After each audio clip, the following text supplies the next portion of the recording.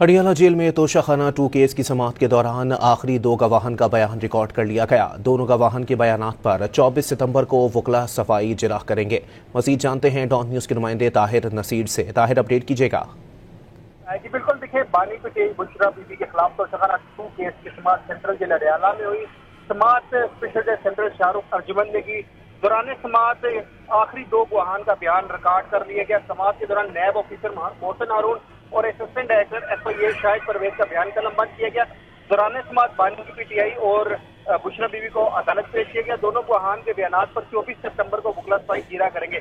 مقدمے میں استغاثے کے گواہان کی شہادت مکمل ہو گئی ہے۔ کوئی گواہ پیش نہیں کیا جائے گا۔ مقدمے میں مجموعی طور پر 20 گواہان کی شہادتیں قلم بند کی جا چکی ہیں اور 18 گواہان کے بیانات پر جرح بھی مکمل ہو چکی ہے، جبکہ سماعت کے دوران بانی بی کی 3 بہنیں، بشرا بی بی کی بیٹی مہر النساء احمد بھی قبرۂ عدالت میں موجود تھی اور وکلا اور پبلک پراسیکیوٹر بھی عدالت میں موجود تھے۔ کیس کی جو مزید سماعت ہے 24 ستمبر تک کے لیے ملتوی کر دی گئی ہے۔ جی بہت شکریہ طاہر۔